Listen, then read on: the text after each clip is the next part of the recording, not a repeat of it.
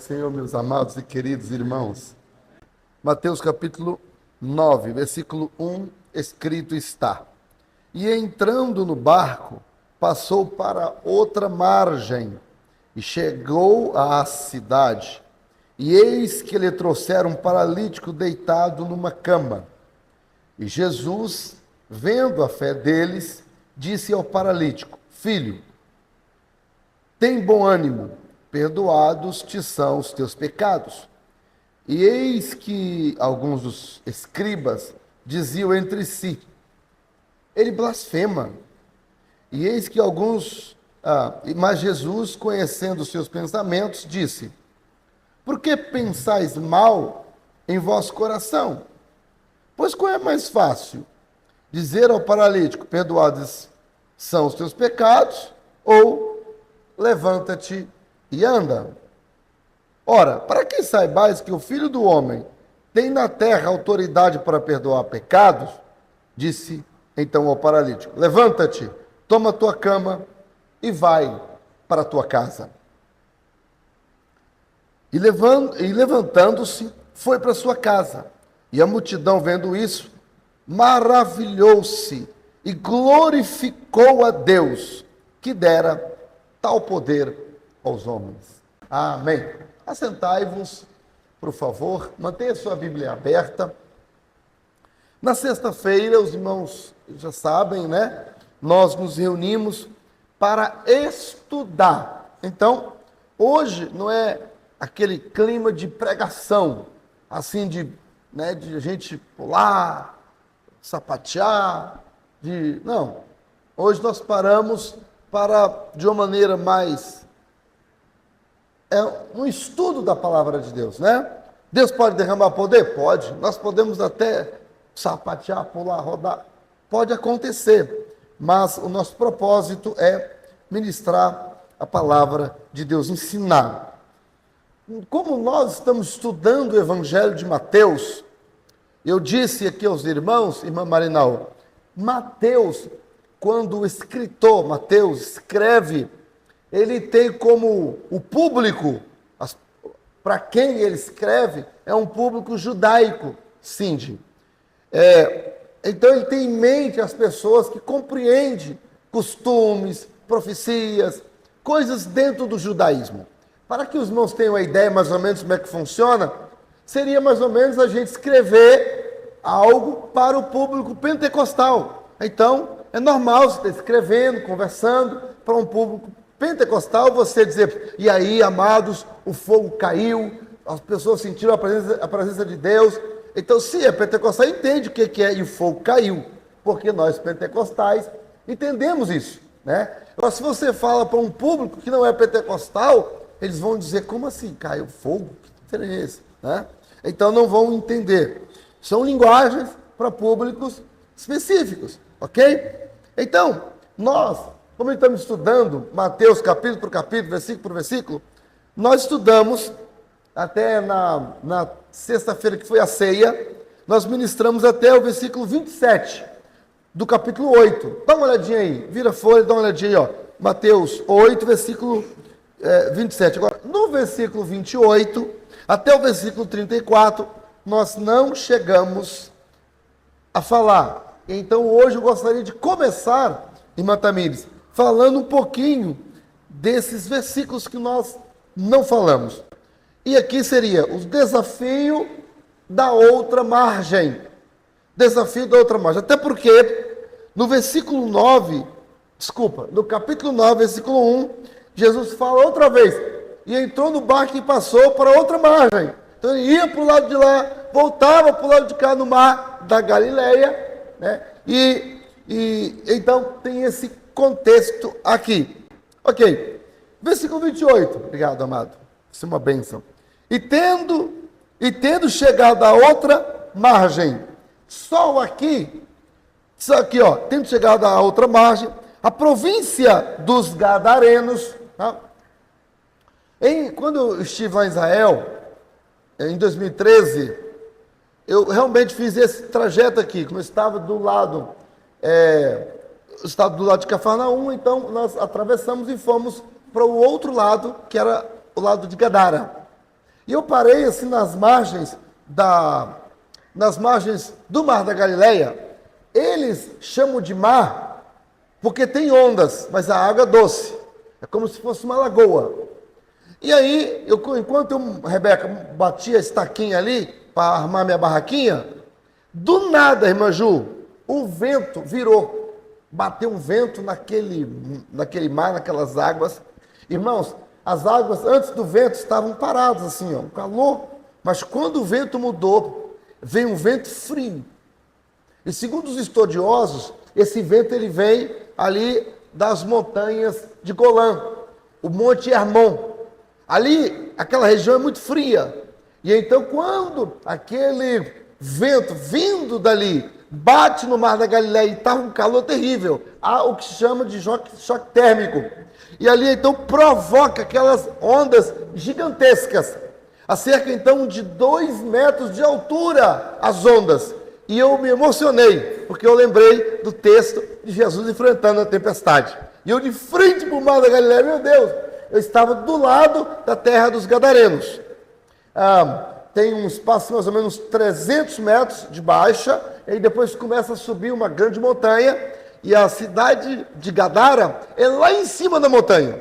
Alguns colegas não quiseram ir porque tinha subir um morro muito alto, mas eu subi a montanha, e lá em cima da montanha tem uma planície, lá está Gadara. Eu estive lá em Gadara em 2013, quando o Senhor me permitiu.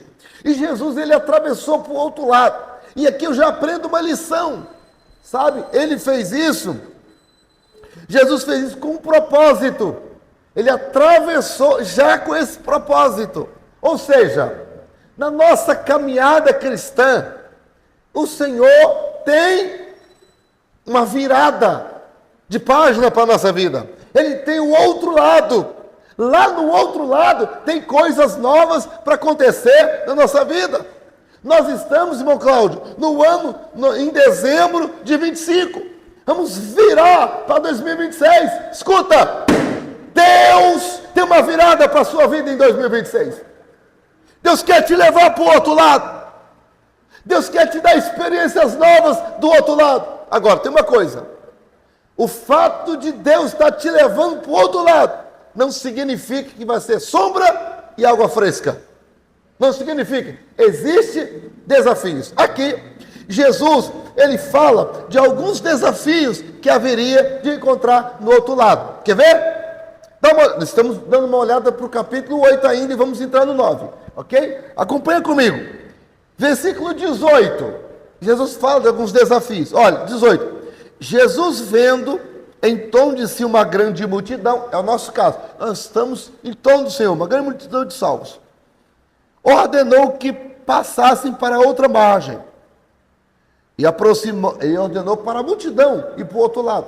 Nós, vamos embora. Jesus está mandando, vamos embora. Aí ele diz, versículo 19. Aproximando-se dele, escriba, disse, mestre, te seguirei para onde quer que fores. Versículo 20, Jesus disse, as raposas têm covis. Aqui começa o desafio. As aves têm seus ninhos, mas o Filho do Homem não tem onde reclinar a cabeça. Está vendo aqui? Aqui já é o primeiro desafio. Ou seja, a Bíblia diz assim que nós que somos guiados pelo Espírito, não sabemos, somos como o vento, não sabemos para onde vai nem para onde vem. Por quê? Quem nos guia é o Espírito Santo. Nós acordamos e cada dia tem uma proposta nova para a gente. Sim ou não? Nós vivemos pela fé. A gente faz plano, ir para a faculdade, fazer assim. Mas tudo é se o Senhor permitir. Que tem coisa que Deus não permite.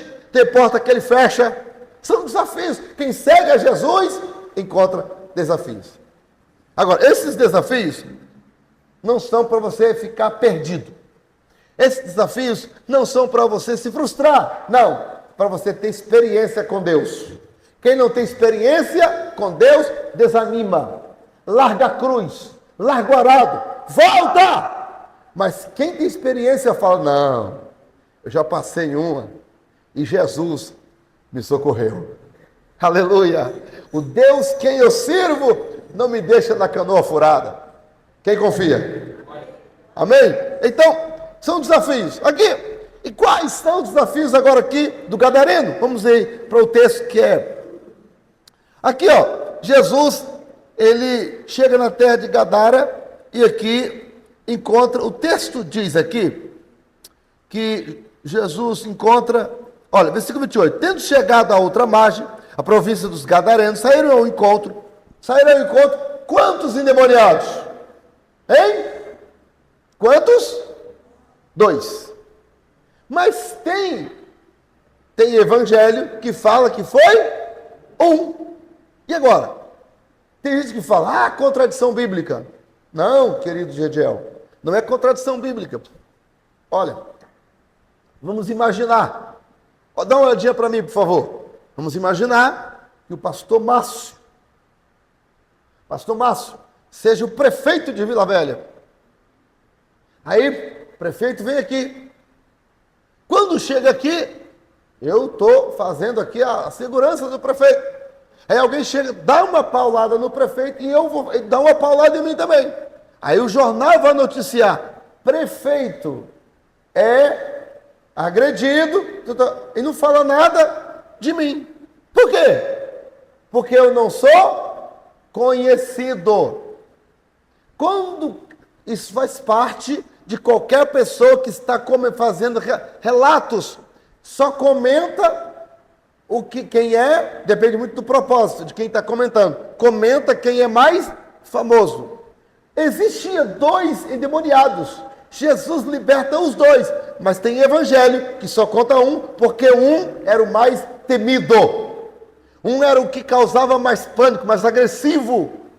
Entende? 1 era mais conhecido. Então, não existe contradição bíblica. Apenas tem evangelho que só conta 1. O fato de contar 1 não significa dizer que não tinha 2. Pegou? Pegou aí? Professora? Pegou, né? Não, mais ou menos. Pegou? Ok? Continuando então. No sepulcro e tal, versículo 29 agora. E eis que clamaram dizendo, que temos nós contigo, Jesus, filho de Deus, vieste aqui atormentar-nos antes do tempo, e andava pastando diante dele uma manada de muitos porcos. E os demônios rogaram-lhe, dizendo, se expulsa, permite-nos que entremos naquela manada de porcos. E ele disse, ide. Então, a pergunta é, por que Jesus permitiu que os demônios entrassem nos porcos? Samela, Jesus atende demônio? Se ele não atende, por que ele permitiu que entrasse naqueles porcos? Havia algum propósito.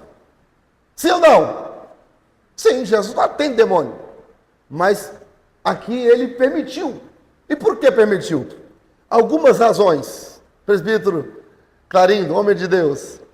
Primeiro, ele permitiu para revelar o propósito destrutivo dos demônios.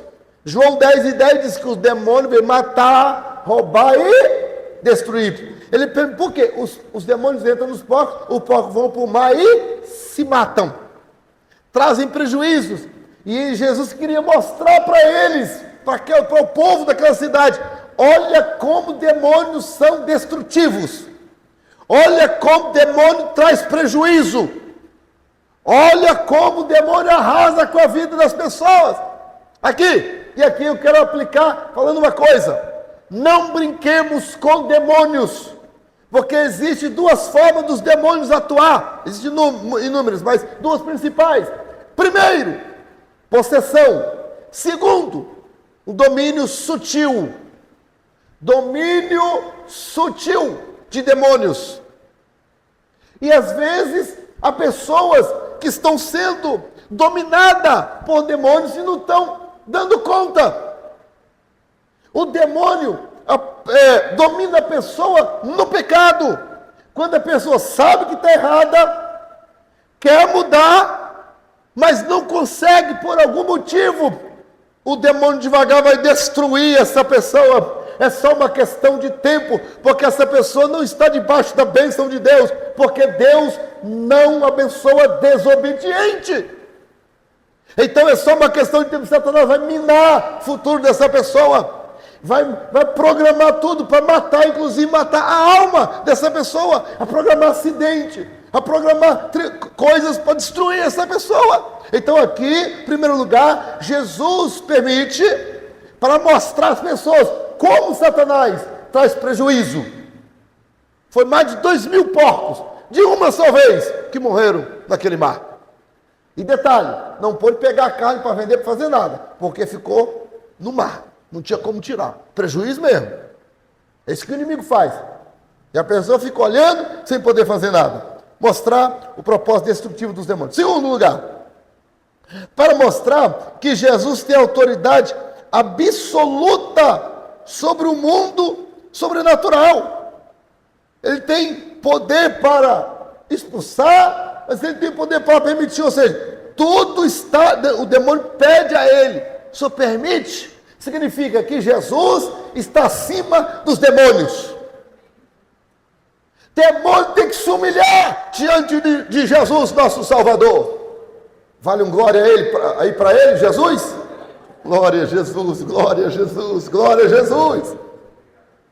Então, para isso, Jesus ele é soberano, até os demônios reconhecem isso. Terceiro, como sinal visível de libertação. Olha, se os demônios saem daquele homem sem nenhum sinal, que impacto ia dar na comunidade? Pessoas nem ficariam sabendo. Mas agora imagina, 2.000 porcos. Certamente, a Bíblia não entra nem em detalhe, mas quem sabe eram porcos de vários chiqueiros. Que 2.000 porcos. Imagina, num chiqueiro, no outro, camarada lá cuidando do povo, rapaz, foi de repente, deu um trem aqui nos porcos, rapaz, meti a cara nesse negócio, quebrou o portão, porque demônio tem força sobrenatural, né? Quebrou o tanto, não conseguia. E, rapaz, eles começaram a se juntar perto do mar. Rapaz, mesmo saiu o que foi. Imagina um cuidador de porco comentando com o outro. E aquilo espalhou. E aí, por que ele fez isso? Porque, aí contava, olha, porque... Aí o pessoal que estava assistindo, porque tinha uma multidão assistindo. Aí o pessoal contou. Tanto é que as autoridades depois se reúnem ao pé de Jesus e pedem para ele sair de lá. Mas Jesus, para revelar, para ficar um sinal visível de quê? De libertação. Jesus, quando ele liberta, ele deixa sinais de libertação. Amém? Glória a Deus. Depois, para revelar, em quarto lugar, primeiro, para revelar o propósito destrutivo do demônio. Segundo, para mostrar autoridade até sobre os demônios. Terceiro, para mostrar sinal de libertação. Quarto, para revelar o valor de uma alma. Porcos não têm valor para Jesus. Significa que Jesus não olha para coisas econômicas. Uma vida humana vale mais do que 2.000 porcos. A alma vale mais do que 2.000 porcos. Então os gadarenos preferiram perder Jesus para não perder bens. Quantas pessoas que se afastam de Jesus por causa de coisas materiais, por causa de coisas humanas, mas Jesus, ele valoriza mais a sua alma, mais a sua vida espiritual. Glória seja dadas ao nome dele, Jesus, o Senhor. Amém? Então, as coisas materiais não têm o mesmo valor. O espiritual vale muito mais. Tua alma é incomparável. E Jesus queria mostrar que uma vida, e detalhe, uma vida que ninguém dava valor. O homem andava pelos sepulcros, o homem andava nu, ninguém conversava, ninguém dava valor ao homem, andava lá, longe da família. Mas Jesus olhou, Jesus viu uma alma. E ele quer salvar as almas. Uma alma ele quer salvar. Em quinto lugar, por que ele permitiu que entrasse nos porcos? Para julgar indiretamente um sistema de vida contrária à lei. Um sistema de vida contrário à lei. Olha, aquela era uma região gentílica. Alguns judeus estavam ali criando porcos, mas Levítico 11:7 fala que não podia. E aqueles judeus estavam ali criando porcos, desobedecendo a palavra de Deus. Então o Senhor permite para julgar aquele judeu, punir aquele judeu. Vocês vão sofrer prejuízo por causa dessa desobediência de vocês. Aí ele permite o demônio entrar naqueles porcos para dar prejuízo. Para quê? Porque eles estavam fazendo coisas erradas. E às vezes nós passamos por certos prejuízos, por quê? Fazemos coisa boa e não a coisa certa. Nunca faça coisa boa, faça coisa certa. Tem coisa que é boa. Pastor, Mongediel, ei, dá para dar um jeitinho? A pergunta é, isso é certo a ser feito? Se isso não é certo, não faça. Porque tem coisa que é boa. Tem muita coisa que é boa fazer, dá jeitinho. Mas não é certo. E se você fizer o que é bom e não for certo, é só uma questão de tempo. Tudo que um homem planta... É o Nicolas que está aí? Tudo que o homem planta vai colher, vai ceifar. Faça a coisa certa. Amém? Ok. Então é isso. A destruição, então, pode ter sido também um ato pedagógico de Deus para ensinar, dar um corretivo àquele judeu desobediente, um juízo de Deus e uma exposição ao pecado oculto daquele povo. Não é uma vingança, Deus não é vingativo, mas Deus pune os desobedientes. Então, entramos no capítulo 9, onde é a leitura que nós fizemos, né? A leitura que nós fizemos. Aqui, esse paralítico de Cafarnaum, Marcos, capítulo 2, fala do mesmo episódio. Porém, lá em Marcos, capítulo 2, fala que 4 homens pegam aquele paralítico e levam, e eles abrem, Alessandra, o telhado. E o paralítico é descido numa corda até Jesus, porque tinha multidão. Alguns pensadores falam que até aquele baiano, né, o Abílio Santana, ele fala que ali era a casa de Jesus.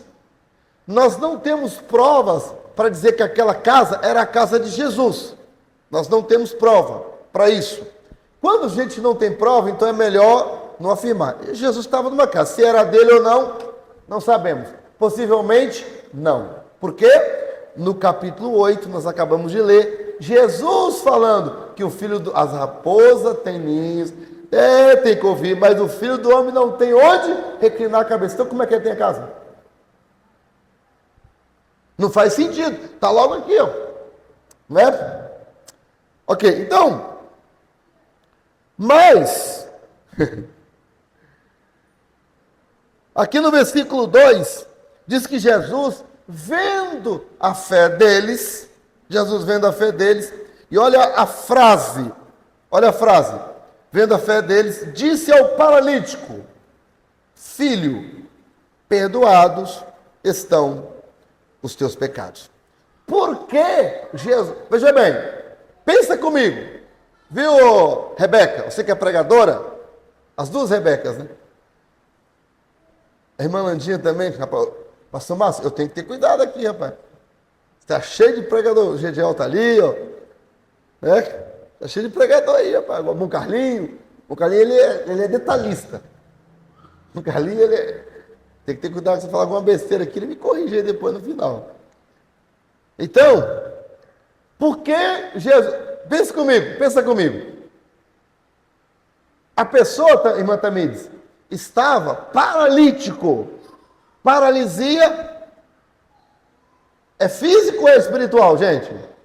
É físico, olhando assim é físico, olhando, o cara está aleijado. Mas Jesus olha para o homem e fala: filho, perdoados são os teus pecados. Por que Jesus fala isso? Aqui nós vamos ver algumas razões.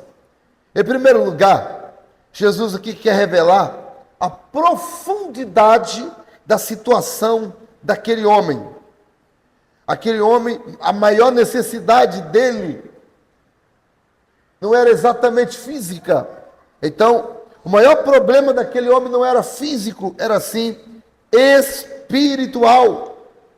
O maior problema daquele homem é espiritual. E aí Jesus, ele trata primeiro o que é mais importante. Ele já começa falando: filho, perdoado são os teus pecados. Existem doenças físicas nas pessoas que são oriundas de pecado. Sabe qual é a maior prova disso? Lá em Tiago. Não tem um texto de Tiago que fala assim: aqui, ei, John, senta aqui perto da mamãe. Ó, diz assim o texto: está alguém entre vós doente? Chama o presbítero da igreja, e orando sobre ele com óleo, né, ungindo com óleo e tal, sarará o doente.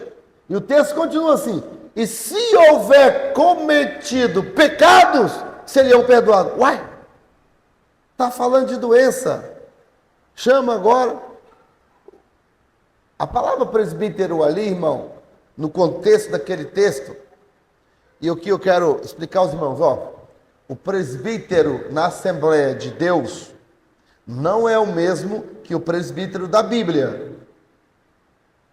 Atenção, o presbítero da igreja Assembleia de Deus não é o mesmo presbítero da Bíblia. Por quê? Pastor, bispo e presbítero na Bíblia é igual. São só títulos para as mesmas pessoas.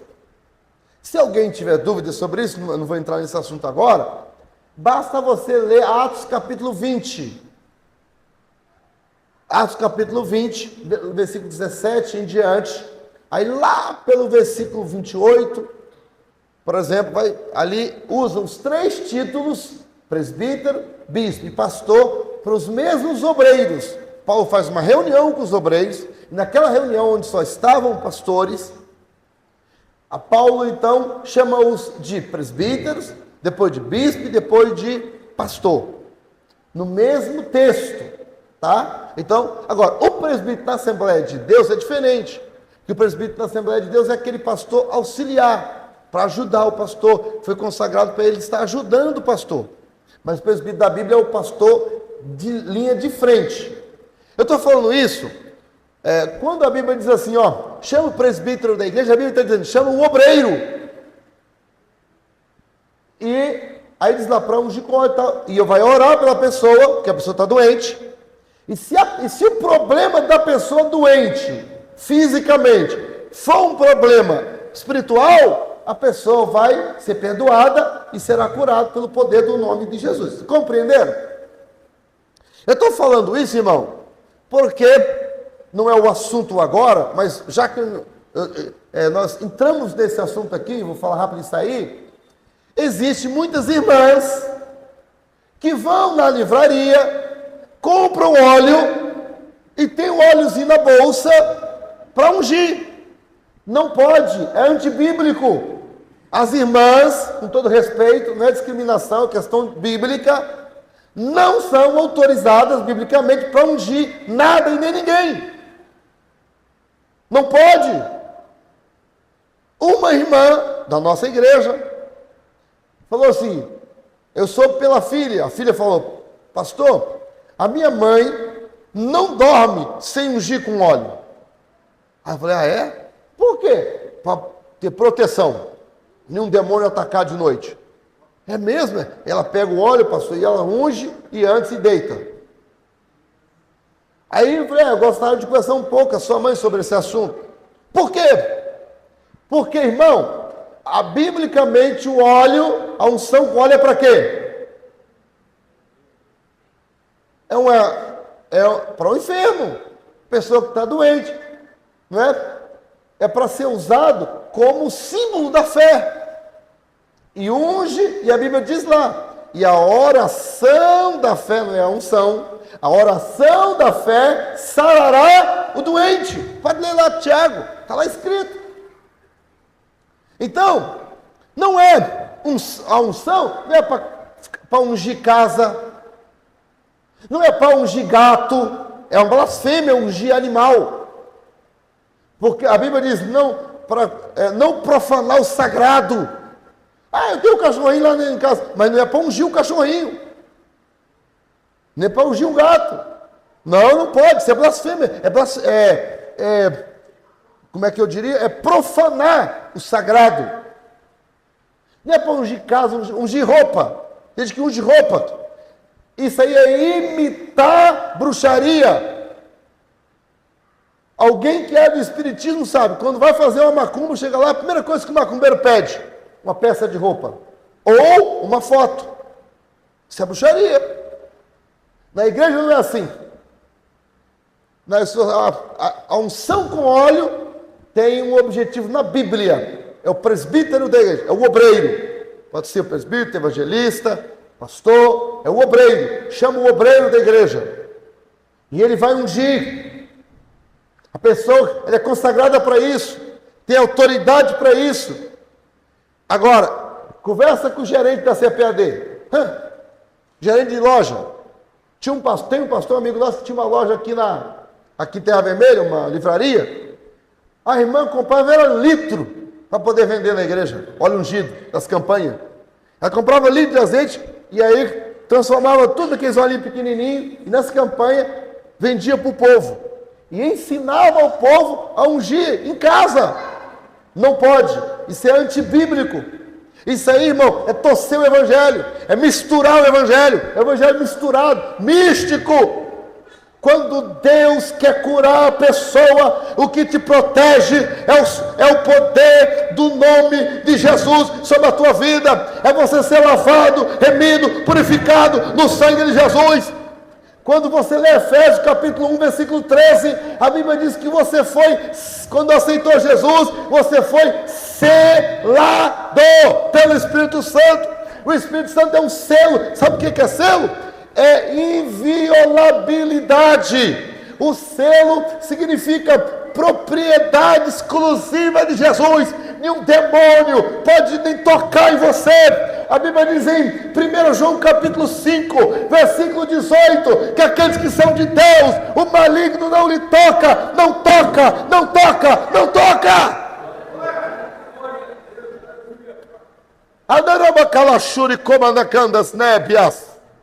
Não tem essa não, pelo contrário, há milícias de anjos na sua casa, ao redor da sua casa. A glória de Deus, você está dormindo, mas tem uma glória, um fogo de Deus aceso dentro da tua casa. Demônio tem que fazer a volta, porque na tua casa tem a unção de Deus, tem a glória de Deus na tua casa, a presença de Deus está lá. Quem mora ali não é qualquer pessoa não, é um cidadão do céu. Quantos cidadãos do céu nós temos aqui? Amém? Aleluia! Glória a Deus!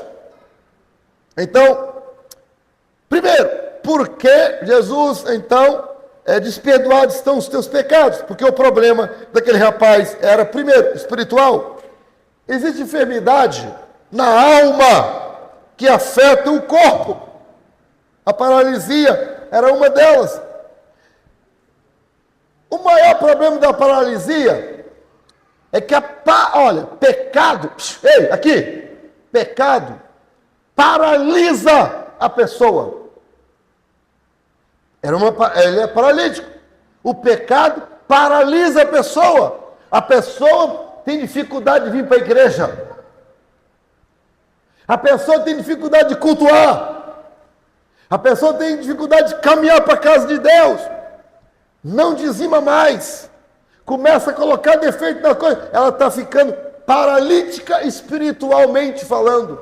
E aí depois vai ficar também física. A enfrentar problemas físicos. Por quê? Por causa de problemas que começaram na alma. problemas espirituais. Agora, Deus, Ele aproveita, o Senhor aproveita aqui para curar o que é eterno primeiro, para depois o que é temporário. O corpo é temporário, mas a alma, aí Jesus começa logo assim, olha o que ele faz. Me acompanhe, olha o texto. Versículo 2. Vendo a fé deles, eu poderia falar um pouco aqui sobre como Jesus vê a fé. Vendo a fé, escuta, quem já viu a fé aqui? A fé ela é branca? Preta? Ela é azul ou é amarela? Que cor é a fé? Outra coisa, qual é o tamanho da fé? Ela tem 1 metro? 2? Ela é gorda ou é magra? Aqui diz que Jesus vem da fé. Como que se vê a fé? A fé, ela é vista hein, João Vitor? A fé, ela é vista pela ação. Aquilo que você faz demonstra que você tem fé. Sabe por que a igreja está bem composta nessa noite? Porque aqui tem pessoas que têm fé. Quando você sai da sua casa para estudar a palavra, e tem pancada na palavra, sim ou não? Tem. O Senhor nos corrige, irmão. Corrige você, corrige a mim. Eu tomo aqui chicotada também. Agora, por quê? Porque nós acreditamos, nós temos fé no poder da palavra. Sim ou não? Nós cremos que somos edificados, Rebeca. Nós cremos, irmã Helene, nós cremos. Veja aqui primeiro, o Senhor, vendo a fé deles, aí, já que ele viu a fé, e a fé é vista por onde? Nas obras, nas ações. Sabe por que as pessoas não saem para evangelizar? Porque não tem fé, que ganha alma. Não tem fé que a pessoa se converte. Sabe por quê? Que na oração, dá pouquinha gente, é porque as pessoas não têm fé que Deus responde. Elas não têm fé que Deus ouve-as. Não tem fé. Quem tem fé, vem. É pela ação que você sabe. Tem.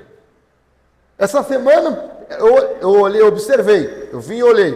Teve pessoas que a semana inteira não vieram na oração. Não vieram. E hoje, o último dia, ainda não veio.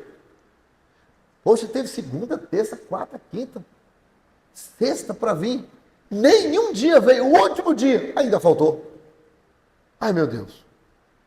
Eu achei que hoje já está cheio aqui. E quem não veio, já vim, pastor Márcio. Graças a Deus que muitas pessoas vieram. Mas houve outras pessoas que poderiam ter vindo. Claro, algumas pessoas me justificaram. Queriam, porque quando a pessoa justifica, né, a pessoa está compromissada. Ela queria vir, houve situações que ocorreram que ela não pôde mesmo vir. A gente entende, claro, irmão. Eu até falei, vou mandar um link para vocês assistirem. Quem justificou? Vou mandar o link. Né? A mensagem é importante para toda a igreja. Sim ou não, irmãos? Mas olha o que Jesus fala. Versículo 2, né? Vendo a fé deles, disse ao paralítico: filho, tem bom ânimo. Perdoado são... Olha, por que ele fala? Porque ele começa assim, aí depois fala perdoação dos pecados, né? O pessoal reclama, aí olha o versículo 5. Qual é mais fácil?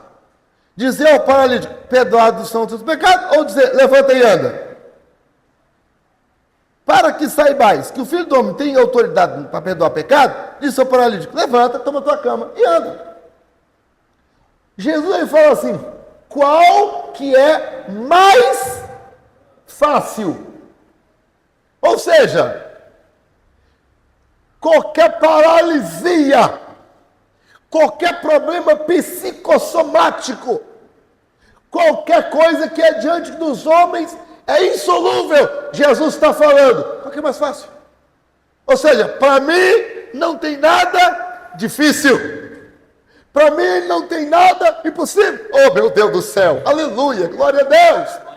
Jesus veio aqui essa noite para dizer para você, qual que é mais fácil? O que você quer que eu faça? porque para mim não tem nada difícil.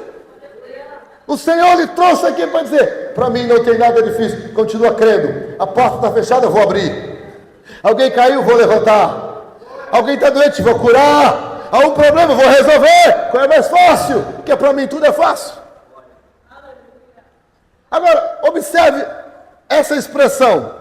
Filho,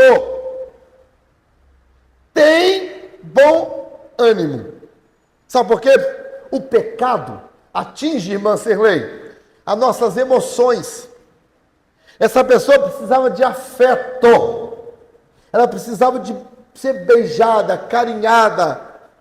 Aí Jesus usa uma expressão de afetividade. Filho, tem bom ânimo. Por que ele fala ânimo? Porque a pessoa estava triste, cheia de complexos, de inferioridades. E aqui Jesus, ele vê o problema emocional da pessoa. E ele fala filho. Quando ele fala filho, ele cura as emoções. Quando ele fala tem bom ânimo, Jesus aqui ele dá uma nova realidade para aquele rapaz. Oh, glória! Eu estou sentindo aqui a presença de Deus. Essa noite eu quero orar por pessoas que se sentem incapazes, inferiores.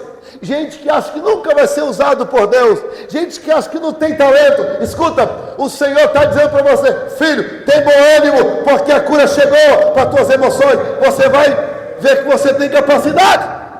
Você tem condições. Você não é um Zé Ninguém. Você é uma princesa, você é um príncipe, você é geração eleita, você é sacerdócio real, aleluia, do Senhor. Deus conta contigo, você é profeta na mão de Deus. Você não nasceu à toa, tem um propósito. E o Radassa tem um propósito. Isabel, tem propósito? Tem. E o Jéssica? Docinho, tem propósito. Quem pega? Amém? Então, filho, tem bom ânimo. Jesus reconhece um problema espiritual naquele rapaz. Ele trata antes o espiritual e depois a cura física. O maior peso tem o maior peso daquele paralítico era o problema na consciência dele. É o problema emocional. Era o problema na mente. Tem gente que se você até pedir para ler a Bíblia, não lê, porque o problema da pessoa é emocional, é o problema da consciência. A pior coisa é a consciência. O pecado atinge a consciência da pessoa. Por que tem gente que suicida? Porque acha que nunca vai ter jeito. Mas Jesus chega para dar jeito naquilo que todo mundo fala que não tem. E canta rabando que manda gando, que manda quebia. Aleluia! Glória a Deus! Tem jeito. Depois, por que o Senhor fala isso? Perdoa todos os pecados. Porque Jesus estava revelando a sua autoridade divina. No versículo 3, os fariseus que falam, ele blasfema. Por quê? Porque eles não sabiam que Jesus era Deus. Eles não sabiam. Jesus estava fazendo uma declaração divina. Por quê? Só Deus pode perdoar pecado. E Jesus está falando, é isso mesmo, eu sou Deus. Só Deus pode perdoar pecado. Claro, mas isso não é problema, porque eu sou Deus. Jesus está fazendo uma declaração divina. Quantos aqui precisam de uma declaração divina para a sua vida, irmão? Eu levanto até o pé, irmão. Quando Deus direciona uma palavra para nós, uma declaração, hoje eu ouvi uma declaração divina, é muito importante, irmã Maria do Carmo. Aleluia. Para que saibais que o Filho do Homem tem, eu gosto dessa expressão, na terra. É onde nós vivemos. Para que sabe que o Filho do Homem tem na terra autoridade para perdoar pecado. E aí agora ele fala ao paralítico. Ô glória! Quantos sabem da autoridade que Jesus tem? Irmão, Jesus tem autoridade. Ele tem autoridade. Aleluia! Glória a Deus. Em quarto lugar, Porque o perdão é a base da verdadeira restauração. Aquele rapaz precisava de restauração psicológica, mental e também física. Emocional ele precisava, mas Jesus sabia que antes de qualquer coisa, para o homem andar, o homem precisava de ser reconciliado com Deus. E Jesus diz: perdoados são os teus pecados. Aleluia! A Bíblia diz em Romanos 5, versículo 1, que diz: sendo, pois, justificados pela fé, temos paz com Deus. A paz com Deus, meus irmãos, aquele contexto é de paz. Tem quando alguém está brigado? Que não está em paz um com o outro? A paz ali é isso, é voltar a ter paz. É voltar a ser harmônico, é isso. Fomos justificados, temos agora paz com Deus. Estamos em paz. Essa ordem aqui que Jesus dá é uma ordem teológica. Ele perdoa, ele cura, e agora existe um propósito. A restauração, a redenção, a cura tem propósito. Olha o versículo 6. Versículo 6. Ora, para que saibais que o Filho do Homem tem autoridade na terra para perdoar pecado, disse ao paralítico: levanta, toma a tua cama e...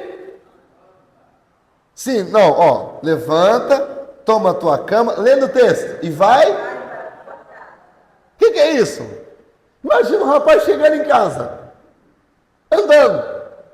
Isso era o que? Um testemunho. A família precisava de testemunhar do que Jesus fez. Aleluia. Quando Deus opera na sua vida, Ele está pensando na tua família. Na tua família. A tua família não está fora dos planos de Deus. Não! Deus tem plano com a tua família. Ele vai operar em você e vai devolver você para a sua família. Por quê? Porque Deus não separa a família. Vá para casa. Tem gente te esperando lá em casa. Ai, canta rabando calabachuri comanda canta snépia. Está entendendo? Deus quer fazer um milagre na tua casa. Vai chegar o milagre na tua casa. Vai chegar! Com glória! Pegou aí? Vai para casa. E o rapaz chega em casa e ele traz tristeza ou alegria? Era um paralítico. Dava trabalho para todo mundo. Ele dependia das pessoas. Mas quando a bênção de Jesus chega, não é mais dependente. O pecado faz a gente ficar dependente, porque nos empobrece. O pecado quebra nossas pernas, mas o perdão restaura nossas pernas. O pecado restaura a nossa dignidade. O pecado mata a dignidade, mas o perdão restaura a dignidade. Perdão restaura a dignidade, restaura a força física, restaura a moral, te tira da dependência e te faz prosperar. Glória a Deus! Glória a Deus! Aqui, irmãos, nós temos uma aplicação interessante. Há pessoas presas nas culpas, dependendo por causa de culpa. Há pessoas presas espiritualmente. Mas nesta noite, Jesus quer destravar a chave para você andar com a sua própria perna. Para você não ser mais dependente. Para você decolar. Para você voar. E outra coisa, os da sua casa vão se alegrar, vão dar testemunho, porque Deus entrou com providência na sua vida. Amém? Agora aqui também, quando nós levamos alguém até Jesus, quando nós levamos, essa pessoa recebe perdão. Essa pessoa recebe restauração física, espiritual e também psicológica. Essa pessoa, ela levanta, porque Jesus levanta. Essa pessoa foi levantada e Jesus envia de volta para a sua casa, para a sua família, para servir de bênção na sua casa. Glória a Deus. O que mais que nós aprendemos aqui nesse texto? Jesus, agora, bem, isso aqui é o versículo 8, né? Olha o versículo 9. No versículo 9 nós temos aqui, versículo 9 até o 13. Vamos ver se dá tempo. Jesus, passando adiante dali, viu assentado na alfândega um homem chamado quê? Mateus. E disse: segue-me. E ele, levantando-se, seguiu. E aconteceu que, estando ele em casa, sentado à mesa, Jesus, na casa do Mateus, chegaram muitos publicanos e pecadores, sentaram junto com Jesus e seus discípulos. Os fariseus vendo Jesus junto com fariseu, com publicano, cobrador de impostos, os fariseus vendo isso, disseram aos discípulos: por que come o vosso mestre com os publicanos e pecadores? Jesus, porém, ouvindo, disse-lhe: não necessitam de médicos sãos, mas sim os doentes. Ide, porém, e aprendei o que significa misericórdia quero, e não sacrifício. Porque eu não vim para chamar os justos, mas sim os pecadores ao... A pergunta é, por que Jesus fala, ide e aprendei misericórdia quero, e não sacrifício? Por que Jesus fala isso? Bom, aqui nós estamos em um contexto de pessoas que estão vivendo uma vida no pecado. Quando Jesus fala isso, quando Jesus fala, e de aprender misericórdia quero, Jesus está citando literalmente o que está em Oséias 6:6. Em Oséias 6:6 está escrito assim: porque eu quero misericórdia e não sacrifício, o conhecimento de Deus mais do que o holocausto. Oséias 6:6. E Jesus está citando literalmente, e de aprendei. Ele aprendei. Esse contexto, estamos falando de esse texto aqui, da chamada de Mateus. Jesus está chamando Mateus um pecador. Jesus está chamando Mateus um odiado pelos judeus. Porque Mateus, ele era cobrador de impostos. Os judeus odiavam, ele era um traidor. Ele era alguém desonesto. Os cobradores de impostos eram desonestos. Se Mateus era ou não, a Bíblia não diz. Mas era classificado assim os cobradores de impostos. Então, Jesus está comendo com pecadores e os fariseus, então, criticam. Né? Aqui, por que o Senhor fala isso? Primeiro, que Deus, quando Ele chama alguém, chamou Mateus, Ele não chama por conta das nossas obras. Ele não chama por conta do nosso passado. Ele chama pela misericórdia. Se alguém é chamado por Deus, saiba, o Senhor te chamou porque Ele é misericordioso. E você que no passado foi tranquina, sabe o que é tranquina? Levado, hein? Como é que se fala? Traquina, né? Nem sei falar direito. Ai, meu Deus. Você que era traquina. Eu falei tranquina, né? Meu Deus. Tudo errado, Luciano. Uma pessoa traquina. É uma pessoa. Você foi todo errado no passado. Saiba que a misericórdia do Senhor é capaz de ser usada sobre a tua vida e Ele te chama. Agora, qual é o maior problema das pessoas? Quando a pessoa se acha justa, ela confia no holocausto, ela confia em sacrifício, ela confia na sua própria justiça. E não, quem está confiando na sua justiça não tem lugar para arrependimento. Sabe por que tem crente velho que não é usado por Deus? Acha que é muito santo, acha que é muito crente. Está chegando alguém novo aí, às vezes até a roupa da pessoa não está condizendo, às vezes a pessoa até tem alguns hábitos que não sei o quê, e agora, nós os crentes mais antigos, estão julgando. Sabe, olha fulano, e tal. Mas o Senhor fala assim, vocês aí que é crente mais antigo, que conhece a palavra. E de aprendei. Ixi! Aprendei que é misericórdia. Sabe o que é misericórdia? A palavra misericórdia, ela vem de duas palavras gregas. Miséria e cardia, que é coração. Ou seja, é com o coração sentir como se fosse você a miséria alheia. Como se você tivesse na condição daquele miserável. É isso que a gente faz. Quando a gente julga os outros, é o contrário. A gente se coloca no lugar de São Juan. Olha lá. Nem era para estar cantando. Olha a roupa dela. Olha o... Entendeu? Olha o cabelo, olha isso, olha aquilo. Mas o Senhor está falando, ide. E aprendei o que significa misericórdia aqui. Isso, ou seja, Deus, Ele não rejeita o sacrifício em si. Ele rejeita o sacrifício desprovido de arrependimento. Sacrifício desprovido de misericórdia.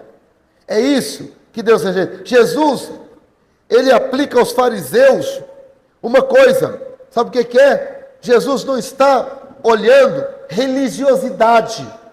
Fariseu estava confiando em religiosidade, ao passo que deveria olhar para a misericórdia. Jesus também, em segundo lugar, está corrigindo a falsa justiça do fariseu. O fariseu acreditava que estavam salvos só pelas coisas externas. Eles eram superiores. O fariseu achava que era superior aos outros, espiritualmente falando. Aqui. Lembra da viúva pobre? O pessoal achava que tinha dado mais que ela, sim ou não? Mas na lei de Deus, nas leis de Deus, quem quiser ser o maior, seja servo.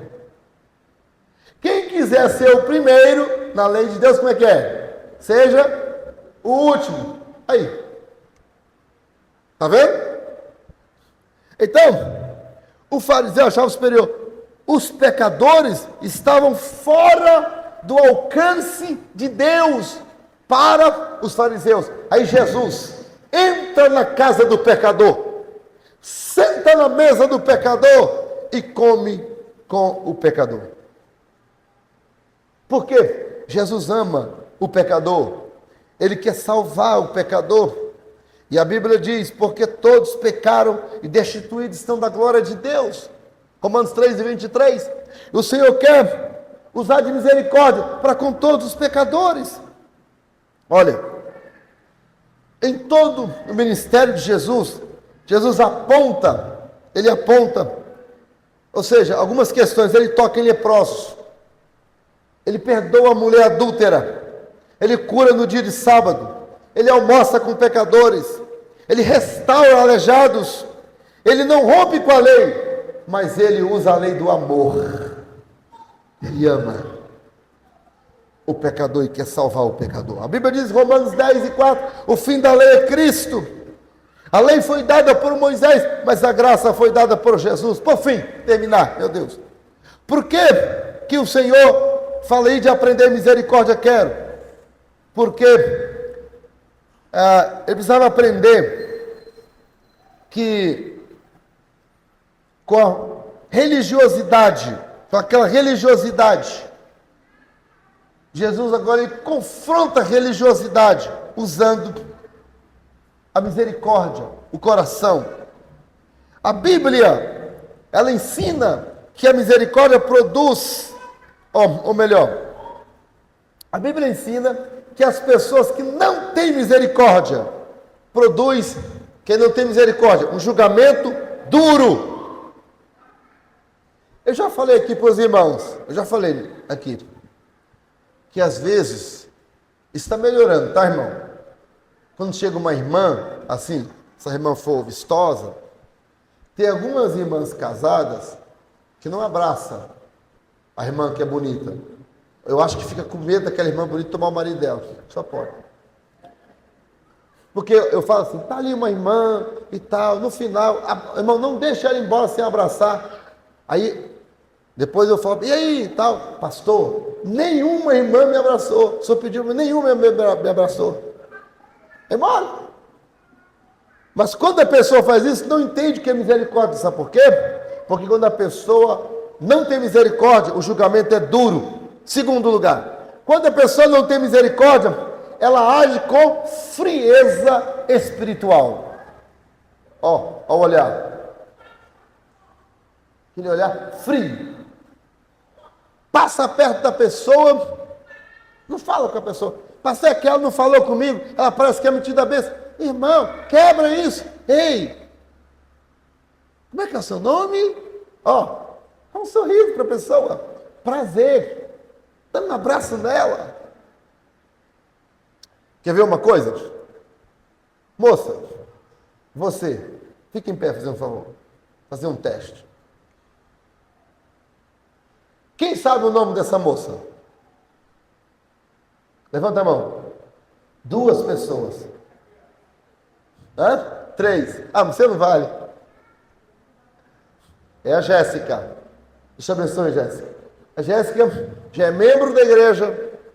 A Jéssica casou recentemente. Eu fiz até aqui um casamento aqui na igreja. A Jéssica. O irmão Carlinho está perdoado. O irmão Carlinho, ele não grava o nome, mas é uma questão que desde criança, ele já contou que o testemunho dele, não quero. Agora veja, o marido dela é o diácono Jason. Diácono Jason. Não deixa ela ir embora sem dar um abraço nela, não. Está chegando agora. Traz ela para o conjunto. Chama ela para as festas da sua casa. Entendeu? Sai, marca um sorvete, enturma ela na igreja. Temos uma outra irmã que chegou recente também na nossa igreja. Nossa irmã Marinal. Levanta a mão, irmã Marinal. Aquela moça bonita lá atrás, ó. Tão simpática. Aqui, mas essa já tem mais gente que conhece ela. Não vou nem perguntar porque tem mais pessoas, né, que conhecem ela. Mas envolve ela na igreja. Deixa ela ficar sentada lá atrás. Não, traz ela para frente, bota ela para cantar no conjunto. Na festa das irmãs. Envolve essa moça, ela tem talento. Então, é usar de misericórdia. Agora, vamos lá, vou terminar porque é cada hora. Quando alguém faz isso, julga, né, sem misericórdia, julgamento é duro, é frio, existe um orgulho religioso. Mas nós somos da Assembleia. Nem fala direito da Assembleia. É que a Assembleia de Deus, meu irmão, é assim. Se quiser, que não quer, que não quiser, que não sei o quê. Rapaz, calma. É com misericórdia. Em último lugar, a ausência de compaixão. Ausência de compaixão. Em resumo, Jesus disse: aprendei. Aprendei. Por quê? Porque Deus prioriza relacionamento com pessoas e não rituais humanos, religiosos. Segundo, fariseu tinha religião. Sou da Assembleia. Mas não tinha compaixão, não tinha amor, não tinha misericórdia. Jesus veio alcançar os perdidos. Ele fala aqui, ó, porque o Filho do Homem veio buscar e salvar, não os justos, mas os pecadores ao arrependimento. Não precisa de remédio, mas sim os doentes. Então, quem entende a graça de Deus, pratica a misericórdia. A misericórdia é a evidência da fé verdadeira. Quem tem fé verdadeira, ama o pecador, abraça o pecador, quer ganhar o pecador. Glória. Que Deus em Cristo fale mais e melhor em nossos corações. Agora não dá mais, vamos parar aqui no versículo então 13. Continuaremos então depois sobre o jejum na próxima sexta-feira, se Deus quiser. Amém?